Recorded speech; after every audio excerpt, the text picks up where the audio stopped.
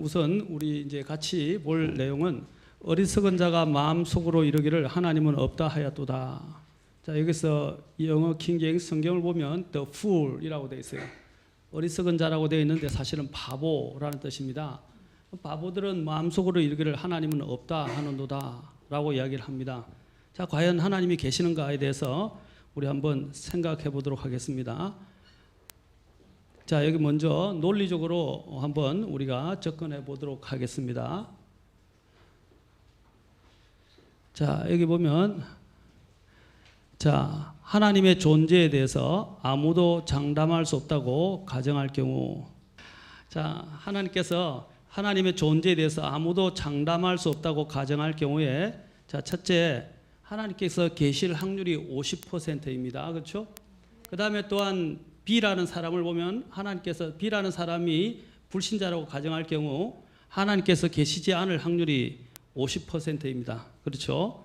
자, 그렇다면 만일 사후에 보니까 하나님께서 존재하지 않으신다면 어떻게 되겠습니까?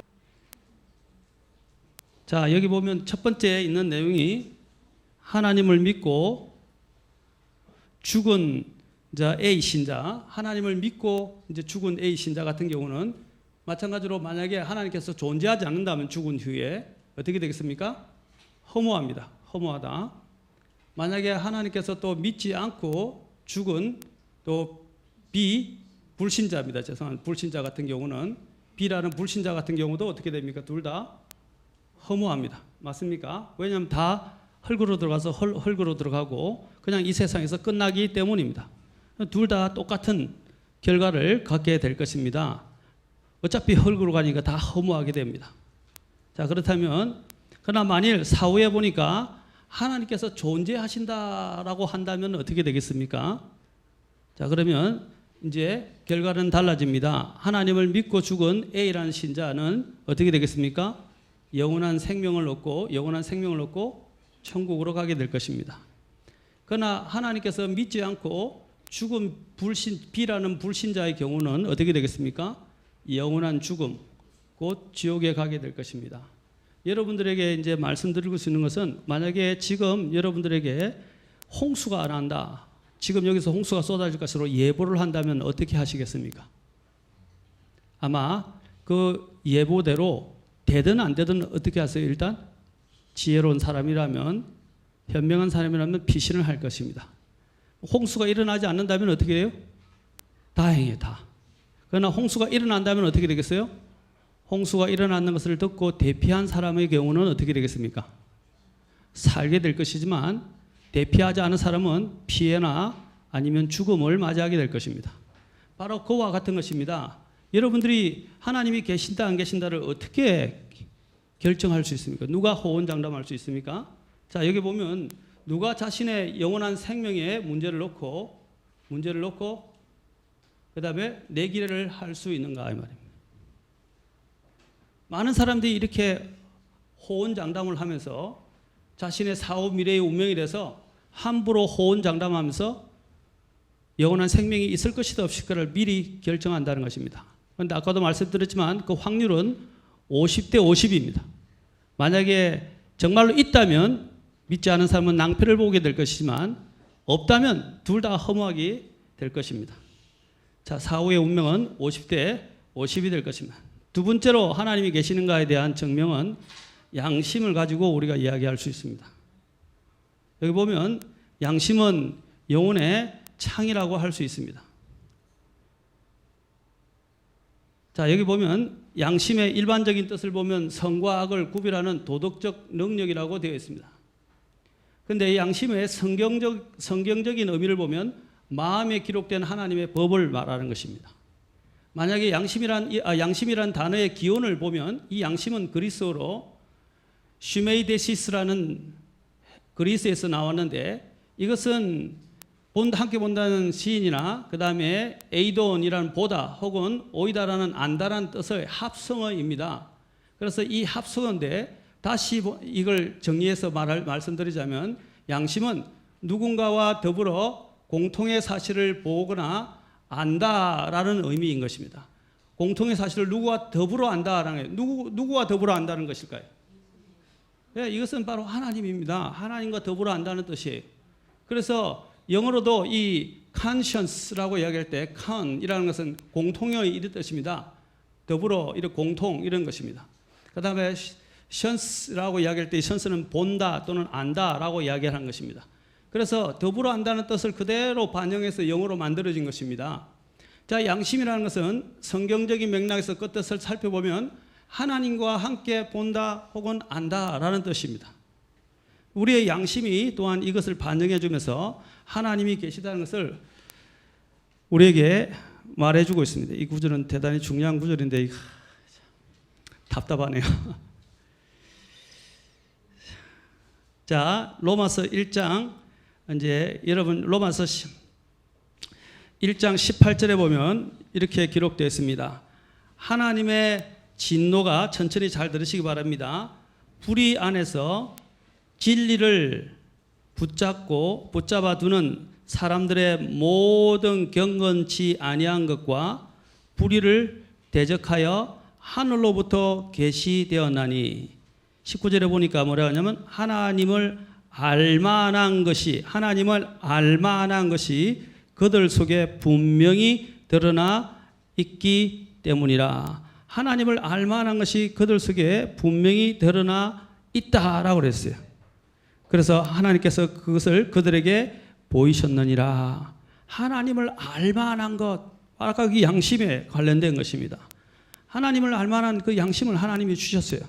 이 양심은 뭐냐? 아까 하나님의 법이라고 말씀드렸습니다. 로마서 2장 14절부터 15절에 보면 율법을 소유하지 않은 이방인들, 옛날 이스라엘 백성들은 율법을 소유했습니다. 자, 이 사람들은 본성을 통해서 율법 안에 들어있는 것을 행할 때에 이런 사람들은 율법을 소유하지 않아도 자기에게 율법이 되나니, 이런 사람들은 또한 뭐라고 했어요? 이 본성을 통해서 율법 안에 기록된 것을 양심, 자기 양심이 증언하며 또 자기 생각들이 서로 고소하고 변명하는 가운데 자기 속에 기록된 율법의 행위를 보이느니라. 자, 여기 보면 이런 심판은 하나님께서 나의 복음대로 예수 그리스도로 말미암아 뭐라고 그랬습니까? 사람들의 은밀한 것까지 심판하실 그날에 이루어지리라. 은밀한, 여기 양심이 바로 우리 안에 내면에 우리의 속까지도 다 하나님 앞에서 드러나게 될 것이라고 말씀하고 있습니다. 이것을 이제 심판할 그날에, 자, 여기 요한일서 1장 8절부터 10절에 보면 만일 우리에게 죄가 없다고 우리가 말하면 우리가 우리 자신을 속이며 또 진리가 우리 속에 있지 아니하니라. 어떤 사람은 자신이 죄가 없다고 이야기합니다. 과연 죄 없는 사람이 있을까요? 자, 어떤 사람들은 감옥에 가야 감옥에 갈 만한 죄를 지어야만이 죄를 지었다고 이야기합니다. 과연 그럴까요? 50보 100보입니다. 어떠한 죄든 작은 죄든 큰 죄든 죄를 지었다는 것은 이미 법을 깨뜨린 것입니다. 하나님의 법은 엄중합니다. 원래 이 죄라는 단어의 의미 중에 하나가 뭐냐면 관역을 빗나갔다라는 뜻입니다. 여러분들의 이러한 죄는 하나님의 법의 관역을 다 빗나간 것입니다. 관역을 빗나가게 되면 그 빗나간 것에 대해서 여러분들은 어떻게 됩니까? 거기에 대해서 반드시 심판을 받게 된다는 것입니다. 자, 여기서 아까 나왔지만 양심의 뜻에 대해서 말씀드렸습니다. 하나님, 아까 나왔죠. 하나님의 진노가 불의 안에서 진리를 붙잡는 사람들의 모든 경건치 아니한 것 불의를 대적하여 하늘로부터 계시되었고 하나님을 알만한 것이 그들 속에 분명히 드러났기 때문이라. 세 번째로 하나님이 계시다는 것을 어떻게 알 수 있습니까? 첫 번째가 제가 뭐라 그랬죠? 첫 번째가 뭐라 그랬죠? 네? 첫 번째가 자, 논리였죠. 두 번째가 뭐였습니까? 예, 양심을 통해서 보여드렸습니다. 그러면 세 번째로 한번 생각해 봅시다. 자, 세 번째로는 이제 하나님의 창조 세계, 우주 만물을 통해서 생각해 보겠습니다. 복잡한 건 다 걷어내고 이제 단순하게 한번 정직하게 한번 생각해 봅시다.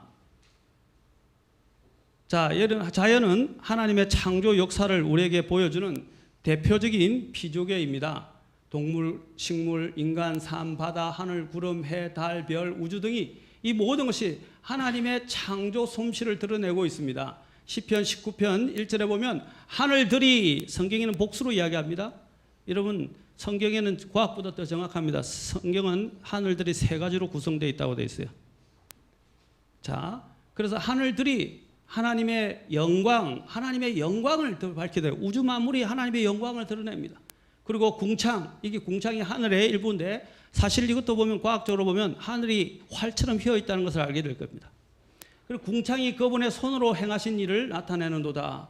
로마서 아까 1장 20절에 보면 그분의 보이지 아니하는 것들 곧 그분의 영원하신 권능과 신격은 세상의 창조 이후로부터 분명히 보이며 만들어진 것들을 통해 깨달아 알 수 있나니 그러므로 그들이 변명할 수 없느니라. 그들이 하나님을 아까 이야기했죠. 알되 하나님에 대해서 그분을 하나님으로 영화롭게도 하지 아니하고 감사하지도 아니하며 오히려 자기들의 상상 속에서 허망해지고 또 그들의 어리석은 마음이 어두워졌다고 되어 있습니다. 하나님이 있는데 사람들이 하나님을 알면 괜히 간섭받고 자기의 삶에 여러 가지 불편해질 것 같으니까 그 하나님을 생각 안 하려고 하는 거예요. 우리의 양심 자체가 하나님을 또한 이야기해 줍니다. 또 여러분 아까 양심에 대해서 이야기했는데 그 양심과 관련해서 한 가지만 더 생각해 봅시다. 만약에 여러분 마음속에 양심이 없다면 어떻게 하겠습니까? 하고 싶은 대로 하고 살았대요. 맞습니까? 제가 왜 이 목회자 일을 합니까? 제가 왜 이렇게 교회를 나옵니까? 여기 나오신 분들이 교회 나오신 분들이 많은데 여러분 교회 나와서 봉사하고 헌금하고 또 여러분이 열심히 또 섬기고 또 물질을 드리고 그거 소용없어요. 왜냐하면 죽으면 다 끝인데 사람을 죽이고 살든 사람을 또한 미워하든 사람을 또 강간하든 사람을 또한 도둑질하든 사람에게서 도둑질하든 아니면 그냥 또 착하게 살다가 죽든 70인생 80인생 그냥 끝나면 죽으면 끝인데 왜 사람들이 바르게 살려고 하는 것입니까? 왜 그럴까요? 양심 때문입니다. 그러면 왜 이 양심이 바르게 살려고 하는 것입니까? 자, 히브리서 9장 27절에 보면 한 번 죽는 것은 사람에게 정해진 것이고 그 뒤에는 심판이 있다고 말씀하고 있기 때문입니다.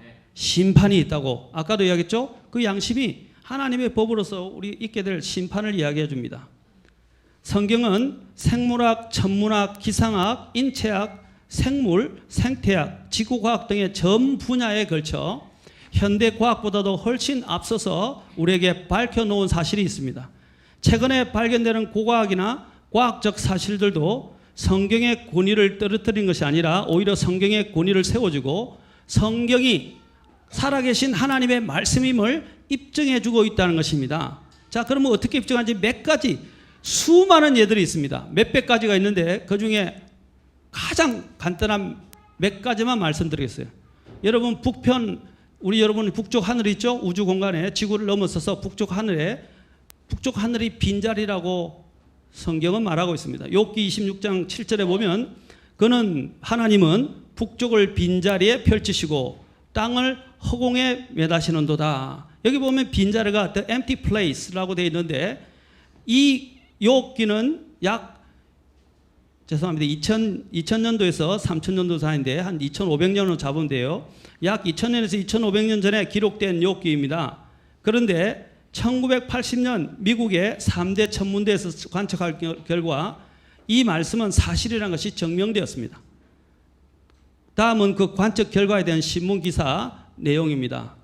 이 신문기사 이렇게 한글로도 나왔고요. 그 다음에 또한 외국 신문에서도 이렇게 영자 신문에서도 보도가 되었습니다. Vast space, whole, may test theories. 자, 여기 test하는 것은 입증하다는 뜻입니다. 자, 여기서 보면 자, 성경의 예정에 있는 이 신문 기사의 내용을 한번 보도록 하겠습니다. 1981년 10월 2일자 뉴욕 타임즈 그리고 10월 13일자 중앙일보를 참고해 보시면 되는데 거기 보면 우주 공간 속에 현대 과학으로는 해석이 안 되는 빈 공간이 있음이 확인되어 지금까지의 우주 생성 이론이 근본적으로 바뀔지도 모른다는 관측 결과가 나왔다.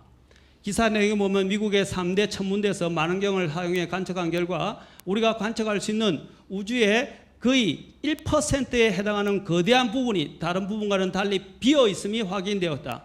불가사의한 우주 공간 발견에 참여했던 미국 독립 키트픽 천문대의 폴 셰커트 박사는 우주에 이러한 빈 공간이 있다는 사실은 현재로서는 이해하기 어려운 문제다라고 전제하고 우주 생성 이론이 근본적으로 흔들릴지도 모른다라고 말하고 있습니다. 그런데 이번 관측에서는 키트픽 천문대를 비롯해서 애리조나주의 마운트 호킨스 천문대, 캘리포니아주의 팰러드 천문대 등이 참가했는데 3개 천문대에서도 관측 결과가 다 동일하게 드러났습니다. 아까 욥이 언제 기록됐다고 그랬죠? 예수님 오시기 2500년경의 사람입니다. 그러면 지금으로부터 몇 년 된 사람입니까? 4500년 전의 사람이에요. 그 4500년 전에 이미 뭐라고 기록했습니까? 북편 하늘이 비어 있다고 이야기했습니다. 자, 그 다음에 또한 고대 하늘로부터 무수한 별들이 있는데 이 별들의 숫자가 얼마나 되는지 아십니까? 예수님이 탄생하기 약 150년 전에 당시의 천문학자들이 별들의 숫자를 세어보기로 했는데 그 하늘들을 구역별로 자신들이 다 못 세니까 하늘을 구역별로 나누어 가지고요. 나누어서 그때부터 자기 구역들을 각각 계산을 헤아렸습니다. 자, 그러다 보니까 별들의 숫자가 그들이 해보니까 약 3,000개쯤 육안으로 보였다고 합니다. 역사상 또 수많은 천문학자들이 별을 세어보려고 시도를 했는데 고대 철학자 톨레미도 1,056개라고 이야기했고 중세 덴마크의 위대한 천문학자 브라헤도 777개라고 주장했습니다. 브라헤의 제자다 케플러의 법칙을 발견한 케플러는 별의 수가 1,005개라고 이야기했습니다. 그리고 이후 여러 사람들이 하늘에 있는 별을 세어봤지만 그 숫자는 많아야 아까 여기 나왔죠? 3,000개쯤 된다고 했고 또 우리 육안으로 지금 볼 수 있는 이 별의 수를 합하면 한 4,000개 정도 됩니다. 그런데 성경은 이 놀라운 사실을 처음부터 말하고 있습니다. 성경은 예레미야서 33장 2절에서 사람이 하늘의 군대를 셀 수 없으며 이게 바로 하늘의 군대가 별들을 이야기합니다. 그리고 바다의 모래는 청량할 수 없음같이 또 하늘의 별들을 또한 창세기 22장 17절에 보시면 바다의 모래와 같다고 말하고 있습니다. 내가 내 씨를 하늘의 별들같이 바다의 모래같이 번성하게 하고 번성하게 하리니 여기서 하나님께서 이런 표현을 쓸 때는 이것이 같은 의미입니다. 여러분 바다의 모래수가 얼마인 줄 아십니까? 실제로 이 천문학자들이 이제 이것을 우리가 개촉 그 샘플을 뽑아서 측량을 하죠. 10의 11성 곱하기 10의 11성 하게 되면 10의 22성개 정도의 모래알이 있다고 이야기합니다. 그런데 놀랍게도 하늘의 별들이 그와 같이 방불한 형태로 존재한다는 사실입니다. 여러분 모래알 셀 수 있습니까? 못 셉니다. 마찬가지로 하늘의 별들도 셀 수 없을 만큼 많다고 이야기합니다. 만왕경이 발견되기 전에는 이 말이 성경이 큰 오류라고 여겨졌는데 그러나 오늘날 와서는 이 말이 불가사의한 아주 놀라운 통찰로 인정되고 있습니다. 또 북극성 주변에 2,000여 개의 은하수를 넣을 수 있을 만큼 광대한 아까 지역이 북편 하늘의 빈자리에라고 했죠. 광대한 지역이 비어 있다는 것입니다. 몇 개 한 은하수에 10의 11성계가 있어요. 별이 한 은하수에. 그런데 2,000여 개의 은하수를 그곳에 집어넣을 수 있다는 겁니다. 그 정도의 큰 빈 공간이 있다는 것입니다. 나중에 여러분이 성경을 더 공부해 보면 그게 하늘로 가는 길이에요. 그래서 비어 있는 거예요. 자, 여기 보면 이 별의 결국 계산하면 별이 몇 개냐? 10의 22성계가 존재한다는 것입니다. 자, 여기서 이 별의 수에 대해서 말씀드렸습니다. 1,000개의 별, 한 은하계에 10의 11성계의 별이 있고 10의 11성계의 별 가운데서 또 10의 11성계의 은하수가 있습니다. 그걸 계산해 보면 10의 22성계 이상이 실제로 존재하는 이것은 과학자들이 다 인정하는 것입니다. 그런데 놀라운 것은 이렇게 거대한 2,000개가 들어갈 수 있는 넓은 공간이 거의 텅 빈 채로 지구의 북쪽 하늘에 북극성 근처에 존재한다는 것입니다. 이게 과학적으로 지금 발견이 되었고 이게 이제 성경이 말하는 바가 입증이 되었다는 것입니다. 아까 욥기에서 나왔죠? 하늘을 하나님께서 뭐라 그랬어요? 북편 하늘을 빈자리에 펼치시고 또 지구를 땅 위에 매다셨다. 자, 두 번째로 지구가 허공에 또 매달려 있고 지구는 둥글다. 지금 여러분들은 다 알고 있죠? 우리 저 초등학생들 다 알고 있죠? 우리 혜원이 친구도 다 알고 있죠? 자, 봅시다. 욥기 26편 7절에 보면 그분께서는 북쪽을 빈 곳에 땅을 뭐라 그랬어요? 허공에 매다시고 라고 되어 있어요. 자, 허공에 여기 보면 허공이라고 되어 있어요. 여러분 지구가 우리가 지금 발견할 때는 옛날에는 어떻게 했습니까? 옛날에는 어떻게 생각했냐면 자 보세요. 옛날에는 지구를 거대한 거인이 바치고 있다든지 아니면 거대한 거북이나 몇 마리의 큰 코끼리가 등으로 지구를 바치고 있다고 생각했어요. 그런데 과학자 뉴턴 알죠? 존 뉴턴이 이 사실을 입증하기 이전까지는 감히 누구도 지구가 공중에 떠 있다고 생각할 수가 없었습니다. 그러나 아까도 봤던 욥기 기원전 2000년에서 2500년에 기록된 욥기에는 땅을 공간에 다시며라고 되어 있습니다. 즉 허공에 떠 있는 지구에 대해서 이야기를 하고 있는 것입니다. 자, 여기 보면 자, 여기서 아틀라스가 나오죠? 자, 아틀라스가 어떻게 합니까? 아까 나왔던 지구를 메고 있죠? 이렇게 상상을 하고 있었어요.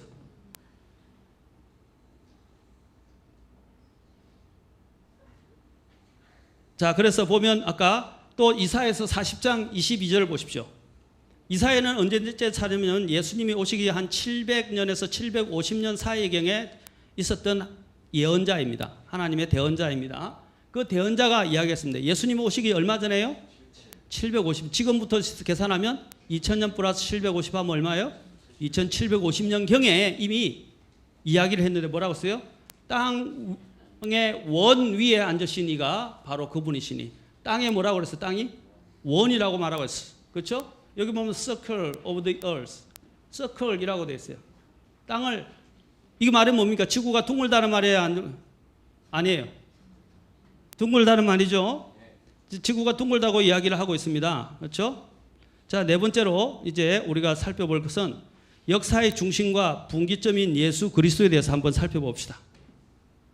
저는 성경적인 입장보다는 여러분이 실제적인 이런 부분에서 한번 생각해 보려고 합니다. 여기 보면 그리스도께서 뭐라고 그랬습니까? 모든 역사에 다 뭐라고 했어요? 중심점이다 라고 말하고 있습니다. 모든 역사의 중심점이다 라고 미국 골든 힝클리 대통령이 이야기를 했습니다. 그 다음에 여러분들이 알고 있듯이 여기 보면 죄송합니다. 여기 히스토리라고 되어 있는데 God Story. 이 히스토리가 뭐냐면 원래 이게 His Story의 합성어입니다. His Story. 누구의 이야기일까요?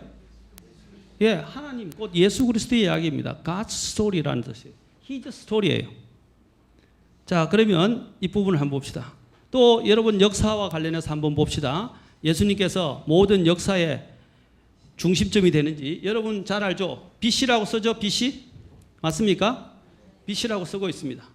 그 다음에 또한 AD라는 말을 자주 씁니다. 이 BC라는 말이 어디서 나왔습니까? Before Christ라는 말입니다. AD라는 말은 뭡니까? 라틴어로 Anno Domini라는 뜻입니다. 그래서 예수님이 어떻게 해요? BC와 AD를 나누는 거예요. 기원 전과 기원 후로 나누고 있어요. 모든 사람들이 세계가 표기하는 방법입니다. 이제 하나님을 싫어하는 사람들이 이제 이것을 다르게 표기하기 위해서 BCE 또는 CE 이렇게 바꿔버렸어요. 네. 자, 그런데 자 봅시다. 카렌더에서 어떻게 해라? BC, Before Christ, AD, Anno Domini. 자, 이렇게 이야기해서 in the year of our Lord Jesus Christ. 우리 주 예수 그리스도의 로 온 해 이런 뜻입니다. 예수 그리스도의 해 AD가 이런 뜻입니다. 그렇죠? 자, 그래서 근데 이걸 BC 또는 CE로 바꿔버린 거예요.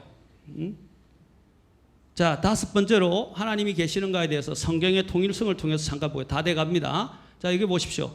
성경을 한번 봅시다. 성경은 예수 그리스도가 중심이에요. 그리고 역사의 중심도 예수 그리스도예요.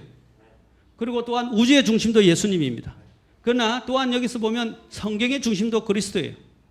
성경에 보면 성경은 40명의 기자가 이제 이 성경을 만들었습니다. 40명의 기자가 만들었어요. 그리고 10가지 기록 수단을 통해서 파피루스라든지 이렇게 또 가죽이라든지 이렇게 양피지라든지 이런 걸 통해서 10가지 기록 수단이었는데 1600년 동안 기록이 되었습니다. 그런데 그 내용은 1189장으로 되어 있고 세 가지 언어로 되어 있습니다. 히브리어, 아람어, 고대 시리아어, 그죠? 고대 시리아가 아람어입니다. 그 다음에 그리스어. 그 다음에 2930명의 등장인물이 나오고 66권으로 되어 있고 모든 주제가 그리스도입니다. 그리고 1551개의 지명이 나옵니다. 자, 요한복음에 보면 뭐라고 되어 있습니까? 성경 기록을 탐구하라. 너희가 그것들 안에서 영원한 생명을 얻는 줄로 생각하니까 그것들은 곧 뭐라고 그래서 예수님께서 나에 대하여 증언하는 것들이라 라고 말씀하셨습니다. 그런데 주님이 물으셨어요. 영원한 생명을 대해서 기록했고 영원한 생명을 얻기 위해서는 예수님을 알아야 되는데 이제 문제가 뭐냐면 너희는 생명을 얻기 위해 내게 오기를 원치 아니하노다 했습니다. 오늘날 사람들도 마찬가지입니다. 예수 그리스도가 아까 우주와 모든 것들에 다 중심이 되고 성경의 중심이 되고 성경의 통일성을 이루면서 예수님에 대해서 이야기하는데도 그들은 예수님께 생명을 얻기 위해서 나오지 않는다는 것입니다. 하나님만이 생명을 창조하시고 생명을 주실 수 있는 분입니다. 성경의 이제 특징들에 대해서 제가 잠깐 적었는데 이제 간단하게 말하면 위에 거는 빼고요. 여기 보면 예수 그리스도가 있는데 예수 그리스도는 구약의 그리스도의 초림을 고대하고 있고요. 아까 BC와 AD로 나왔죠. BC는 뭐냐면 구약 시대에서 그리스도의 초림을 고대하고 있고 신약은 그리스도의 생애와 죽음과 부활 그리고 예수님의 앞으로 오실 재림에 대해서 예언을 이야기하고 있습니다. 자, 그렇다면 오직 하나님 말이 이처럼 일관성 있고 완전한 책을 인간에게 주실 수 있습니다. 어느 부분이랄지라도 그 안에는 하나님의 계획과 예수 그리스도의 성품 또 성령님의 능력과 또 여러분들이 마주칠 수 있게 될 것입니다. 자, 성경은 또한 어떤 책입니까? 세상의 가장 첫 번째 베스트셀러입니다. 넘버 원 베스트셀러입니다. 지금까지 팔린 그리고 지금까지 찍힌 것을 생각해 보십시오. 얼마입니까? 100, 1000, 그 다음에 억, 60억. 그렇죠? 약 60억 건이 지금까지 복사돼서 또한 보급되었습니다. 여기 보십시오. 국민일보에 2005년 3월 7일자에 신문에 보면 성경 지구촌에 2377개어로 번역이 됐다고 그랬어요. 얼마나 많은 언어로 번역되었습니까? 베스트셀러일 뿐 아니라 60억 건 이상이 지금까지 팔린 베스트셀러일 뿐 아니라 가장 아까 2377개의 언어로 번역. 여러분 책 중에 이렇게 번역된 책이 있어요, 없어요? 많아야 몇십 개국이에요. 왜 이럴까요? 그리고 가장 오래 살아남은 필사본, 여러분 알고 있는 고대 사본 중에 하나, 사본이 뭐냐면 성경이에요. 마지막으로 우리 성경의 예언에 대해서 생각해 봅시다. 성경은 예언서입니다. 성경은 미래에 대해서 말하고 있습니다. 지금 이 도표를 다 설명할 수는 없고 성경 보면 성경의 구약의 대언자들이 아까 40여 명이 기록했는데 구약의 대언자들이 어떻게 하냐면 예수님이 십자가, 예수님이 탄생하시고 십자가 그리고 예수님이 앞으로 재림하실 것까지 그리고 이 땅에 무엇이 있는지 앞으로 어떤 일이 일어나는지 성경은 다 여기 있는 성경 구절입니다. 성경 구절들이에요. 다 이미 눈으로 미리 미래를 바라보고 이야기를 했습니다. 여기 있는 건 다 성경 구절들입니다. 정확하게 지금 이까지는 지금 성취되었어요. 이까지는 성취되었어요. 이제 앞으로 남아있는 여러분 알고 있는 지금 마지막 재림에 관련된 부분도 앞으로 성취될 일들이 많이 성경에 예언되어 있습니다.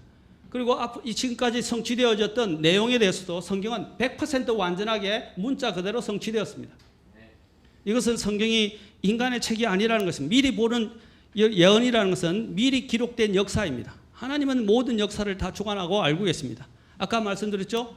포로기 여기 보면 바빌론 포로 이전 시대에 각 대언자들이 어떻게 예수님의 십자가와 초림과 탄생과 십자가와 죽음과 그 다음에 또 재림을 했는지 다 표로 지금 다 해서 성경 구절들이에요.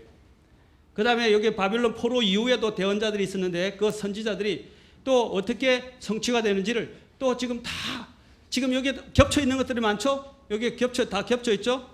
겹쳐 있죠? 이것은 뭐냐면 일부에 불과합니다. 일부에. 성경이 어떻게 성취되는가를 지금 우리에게 잘 보여주고 있어요. 자, 조금 몇 가지만 더 구체적으로 봅시다. 여기 보면 성취된 예수 그리스도에 대한 예언들을 한번 봅시다. 첫째는 여기 구약에 보면 시편 22편 7절에서 8절에 보면 예수님이 메시아가 처형을 당한다 되었어요. 그 기록대로 마태복음 27장 31절과 마가복음 15장 20절 25절에 보면 그대로 예수님이 메시아의 처형을 당했습니다.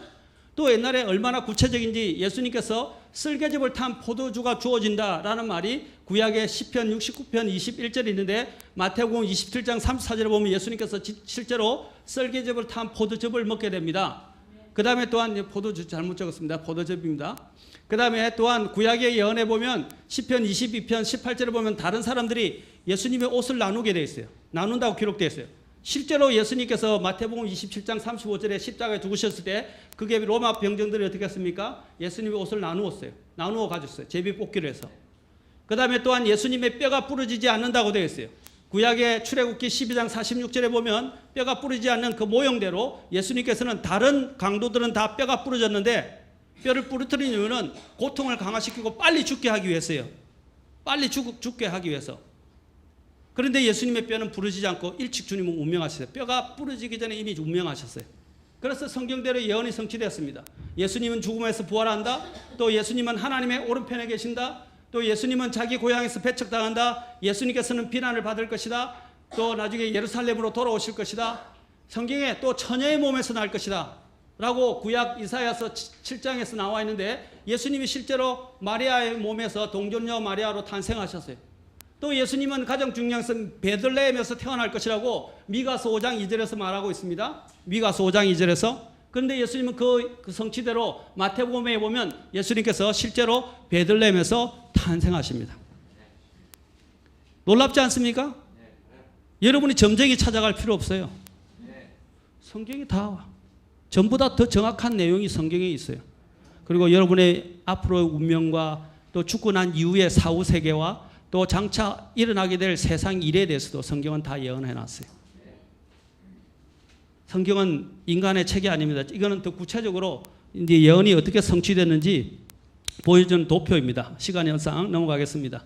요것도 마찬가지입니다. 그 구절들을 지금 여러 개 뽑아놓은 거예요. 이거는 일례에 불과합니다. 특히 여자의 씨로 오실 것이라고 창세기 3장 15절죠. 여자의 씨로 오실 것이다. 또 아브라함의 씨로 오실 것이다. 이것이 다 갈라디아 4장 4절, 마태복음 1장 1절에서 신약에 와서 그대로 이 구약의 성경이 그대로 성취된 내용을 지금 여기서 다 구체적으로 뽑고 있습니다. 이것이 다가 아니에요. 수백 개가 됩니다. 수백 개가. 자, 구약의 두 가지 이제 예언에 대한 부분도 넘어가겠습니다. 자, 모든 것은 시작과 끝이 있습니다.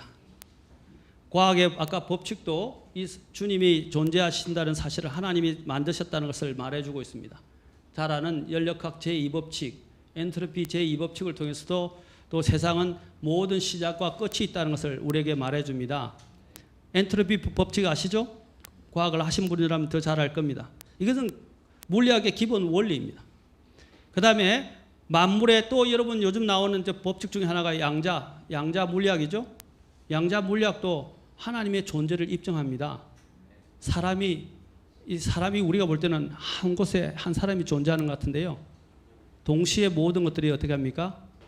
여러 곳에서 존재할 수 있다는 것을 입증한 것이 또 양자 물리학입니다. 머리로는 이해할 수 없죠. 그러나 입증된 과학입니다. 또한 만물의 죽음이 모든 것의 시작과 끝이 있다는 것을 말해줍니다. 또 우리의 양심이 또한 죽은 다음에 심판이 있고 모든 것의 시작과 끝이 있다는 것을 말해주고 있습니다. 자, 우리가 하나님께서는 처음에 사람과 또 하늘과 땅을 창조하시고 사람을 창조하셨습니다. 자신의 형상으로 사람을 창조하셨어요. 그런데 하나님과 사람 사이를 죄가 갈라놨습니다. 이 죄가 갈라놨어요. 그래서 우리가 하나님을 알 수 없는 것입니다. 자, 이 죄로 인해서 사람은 어떻게 해요? 고통과 죽음과 지옥이 있습니다. 얼마 전에도 우리가 다 지금 여러 가지 장사를 지냈었는데 아픈 경험이죠. 참 사별이라는 것은 너무나 아픕니다. 고통과 죽음, 그 다음에 지옥에 가게 됐어요. 자, 그런데 사람이 어떻게 했습니까? 사람은 죄인이며 죄를 지었기 때문에 심판을 받게 됐고 아까 양심이 이야기했죠. 그 다음에 그 죄의 값은 성경은 사망이라는데 이 사망은 육체적 죽음뿐만 아니라 성경에서는 둘째 사망이라고 불려지는 지옥불에 던져지는 것을 말하고 있습니다. 그것을 일명 불호수에 던져진다고 말합니다. 그런데 하나님은 거룩하세요. 하나님은 재판관이시고 하나님은 그 죄인의 죄를 심판하실 수밖에 없습니다. 이 죄를 심판받지 않기 위해서는 어떻게 되겠습니까? 사람들은 이 죄의 문제를 해결하려고 선행과 종교와 도덕과 철학으로 자신의 인생을 하지만 하나님 앞으로 갈 수가 없습니다. 그것은 영원한 멸망으로 떨어질 수밖에 없어요. 어떤 것도 갈 수 없습니다. 모든 사람이 죄를 지어 하나님의 영광에 이르지 못한다고 말하고 있습니다. 자, 그러면 어떻게 갈 수 있나요? 예수님께서 이 땅에 오시는 것은 하나님과 사람 사이에 갈라진 그 틈을 예수님께서 이어주시는 것입니다. 그래서 예수님을 통해서 여러분들은 하나님께로 갈 수 있습니다. 왜? 예수님께서 여러분의 모든 죄값을 다 지불해 주시고 하늘로 갈 수 있는 길이 되어 주셨기 때문입니다. 그리고 죽음을 이기시고 부활하셨습니다. 자, 마가복음 1장 15절에 보면 때가 찼고 하나님의 왕국이 가까이 왔으니 너희는 회개하고 복음을 믿으라 라고 말하고 있습니다. 복음을 어떻게 해요? 듣고 믿고 예수님을 영접하면 하나님께서 모든 죄를 다 이미 다 지불해 주셨기 때문에 예수님을 통해서 여러분의 죄가 용서받을 수 있다고 말씀하셨습니다. 그래서 죄인이 의인이 되고 심판이 있었는데 심판을 면하게 되고 이제 사망에 던져지게 되는데 영원한 생명으로 옮겨지게 되는 것입니다. 자, which way? 당신은 어느 길을 선택하시겠습니까? 멸망의 길, the way of destruction, 멸망의 길입니까? 아니면 the way of life, 바로 이 생명의 길입니까? 그래서 사람들은 이 길, 저 길 하는데 길은 하나밖에 없습니다. 예수님께서 말씀하시기를 내가 곧 길이요 진리요 생명이니 나로 말미암지 않고서는 아무도 아버지께로 갈 수 없느니라 라고 말씀하셨습니다. I am the way 이라고 해서 유일한 길, the truth, 유일한 진리, the life, 유일한 생명이라고 말씀하십니다. 자, 로마서 10장 여러분이 이렇게 하시면 구원받을 수 있습니다. 내가 만일 내 입으로 주 예수님을 시인하고 하나님께서 그분을 죽은 자들로부터 살리신 것을 내 마음속으로 믿으면 뭐라고 그랬어요? 구원을 반드시 받는다고 말씀하시고 사람이 마음으로 믿어 의에 이르고 입으로 시인하여 구원에 이르느니라. 누구든지 주의 이름을 부른 자는 구원을 받으리라. 여기서 주의 이름을 부른다니까 그냥 예수님 살려주세요 이게 아니에요. 마치 대역 죄인이 황제 앞에서 자신의 목숨을 구해달라고 용서해달라고 구하는 것처럼 그렇게 엎드려서 간절하게 회개하면서 구원시켜달라고 부르짖을 때에 구원을 받는다는 것입니다. 사도행전 16장 3 주 예수 그리스도를 믿으라. 그러면 내가 구원을 받고 내 집이 받으리라. 요한복음 1장 12절에서 그분을 받아들인 자들 곧 그분의 이름을 믿는 자들은 다 하나님의 아들들이 되는 권능을 주셨으니. 자, 여러분 이제 하나님이 이처럼 여러분을 사랑하셔서 여러분 죽을 수밖에 없는데 이러한 큰 사랑을 나타내 주셨어요. 우리가 아직 죄인이었을 때, 저와 여러분이 죄인이었을 때 그리스도께서 저와 여러분을 대신해서 죽으심으로 하나님께서 우리를 향한 자신의 사랑을 당당히 제시하시느니라. 하나님께서 저와 여러분을 이처럼 사랑하사 자신의 독생자를 주셨으니 이것은 누구든지 그를 믿는 자는 멸망하지 않고 영존하는 생명을 얻게 하려 하심이라 라고 약속했어요. 그 다음에 로마서 6장 23절에 죄의 싹은 사망이나 아까 사람이 죽게 된 이유가 죄 때문이었죠. 그러나 하나님의 선물은 예수 그리스도 우리 주를 통해 얻는 영원한 생명이라. 오늘 여러분 이 자리가 여러분 인생에서 가장 중요한 자리가 될 수 있습니다. 아까도 제가 이야기했지만 굳이 이 성경 구절을 하지 않더라도 하나님은 여러 가지를 통해서 우리 인간에게 하나님이 존재하시고 또 하나님께서 이 세상을 심판하실 것이며 그 심판에서 면할 수 있는 구원의 길을 우리에게 제시해 주셨습니다. 바로 예수 그리스도입니다. 죄를 회개하시고 여러분의 죄 때문에 2000년 전에 오셔서 십자가에 죽으시고 피를 흘리시고 그럼 죽으셨다가 3일 만에 부활하신 예수님을 믿으면 하나님께서 뭐라고 약속하시기를 모든 죄를 용서하시고 영원한 생명을 선물로 주시겠다고 약속하셨습니다.